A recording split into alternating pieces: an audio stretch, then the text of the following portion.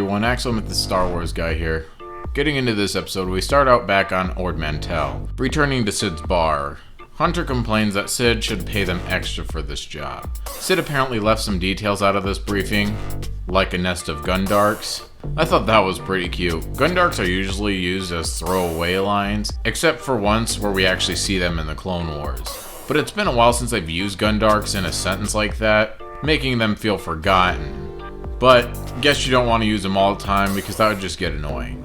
Anyway, a bunch of people in helmets seem to have taken over the parlor. It sort of looks like they're looking for something, but actually the place is under new management by Roland Durand. They sound like a rich family and a bunch of crime lords. He's taken over Sid's bar because the place is more valuable than one would think. Bound to happen sooner or later. He offers them to work for him, but Hunter tells them that they'd think about it, meaning hard pass. I couldn't tell if Roland actually wants them to work for him, or if he was gonna double cross them. The offer seems shady like Sid, but the look he gives when they leave tell me he was either going to have them killed, or that he doesn't care and just wanted them to leave.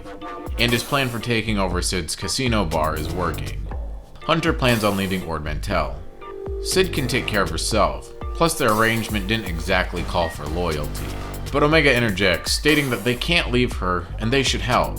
But before Hunter can answer, we see that Sid is okay. But for some reason, I honestly thought we were going to leave Sid behind to go do something else. Nothing wrong with Sid, but as I said before, their debt is paid off, and with their arrangement, they don't exactly have to stay loyal to Sid, if it weren't for Sid constantly reminding them that she could turn him over to the Empire for leaving. Honestly, at this point, I think she's lonely. Sid comes up with a plan to get her bar back. They go to this old mine shaft. They get on these mine carts and start mine carting it.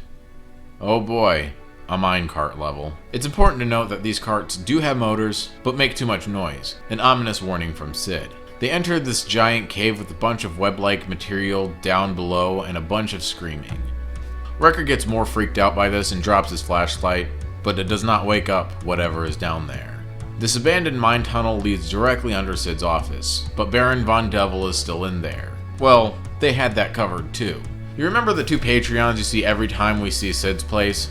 Yeah. First, they have names.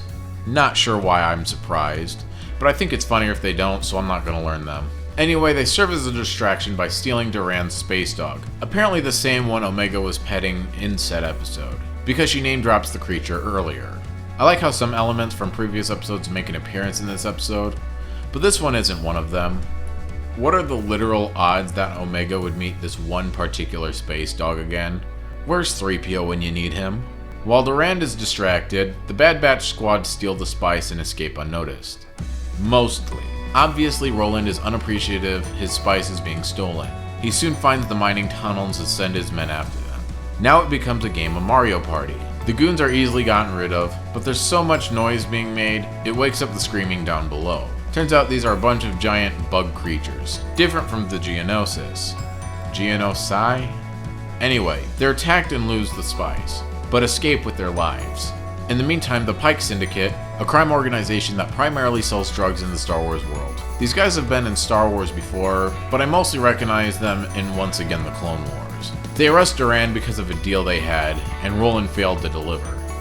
Stay in school, kids. They get back to Sid's bar and celebrate about getting rid of the spice in Durand, but they're soon met outside Sid's bar by the Pikes. Durand spills the beans to the Pikes, but instead of torturing the Bad Batch and killing them on spot, the Pikes are feeling rather generous. He sends the Bad Batch back into the mines to pick up the spice again, keeping Omega as a trade. This does not bode well with our squad, but Sid warns them of the pain the Syndicate will inflict if they do not agree. There's a small scene with Omega and Roland Durand. He gives her some small advice, and Omega gets Roland's backstory. Basically, stealing Sid's bar is a family trait. Then the space dog cuddles up to Omega. It was kind of cute, and it was still sort of worth mentioning because it's relevant to this episode. The Bad Batch get the spice, get attacked, and escape. Return the spice, and Omega is let go. The Pikes aren't as generous to Roland though. They get ready to execute him. Omega shows some compassion for him and takes a stand. I don't know if Omega's words actually worked, or if they never planned on killing Durand in the first place. All they end up taking is one of the horns on his head, and leave. Durand is slightly touched by Omega's sentiment, and he goes his separate way. This episode ends with them going back to the parlor to celebrate. Hunter kind of admiring Omega's compassion for Durand.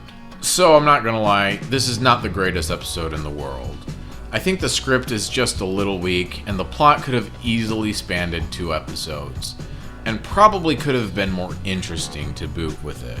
If there's an episode that 100% feels like filler, it is this one. It was still an enjoyable episode on its own, and of course, Roland Durand will come back in future episodes, but besides introducing us to this minor character, there's not much important in this episode. I was honestly kind of expecting more. I haven't seen anybody else's reviews for this episode yet, as I usually don't until after my review is written, and I get my unaltered thoughts written down. But like, everybody seemed disappointed about this episode in the title of their videos, and I sort of see why for the reasons stated before. But it did sort of feel like people were expecting them to start setting up the end of the season right now. Like, we have a feeling about how this will play out. Crosshair or Bounty Hunter will kidnap Omega, bring her back to Camino, and then it's up to the Bad Batch to come and rescue her. Story arcs like those only ever last about 2 episodes. One is the initial kidnapping, and the other is the rescue. So I don't think they will set up the ending until about episode 15, which is only 2 weeks away at this point, come to think about it.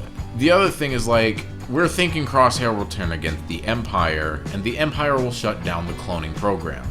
Very important stuff here. And my thing is, like, when did Kanan and Ezra take on the Grand Inquisitor? When did Ahsoka and Darth Vader have their battle? When did Thrawn find and fight the Rebellion? When did a small sect of the Rebellion take down Thrawn? All of this important stuff happened at the end of the season. This doesn't mean that I didn't have some of those same expectations, as I was hoping for more of the Empire and the repercussion of the clone troopers turning against the Empire as well, and at least have talk and start moving in that direction. We are still getting very close to the end here. Above all, this was in fact a fun episode, but after a few weeks of being on the run from the Empire, this one just lets me down. It's like having an exciting weekend and then being back to work on Monday. You know the feeling? Just sort of a letdown from all the excitement, and you just start getting a little depressed. I'm not much of a theorist, but I'd like to hear how you think the season will end. I'd also like to hear what you personally felt about this episode. Was it any good? Did it let you down? Was it the most amazing episode thus far? Please comment your thoughts in the comments section. And I guess that's all for this time. If you'd like to stay up to date with these reviews, please blast that subscribe button and ignite that bell icon. Or if you even like this review, let me know by clicking that like button. Until next time, signing off.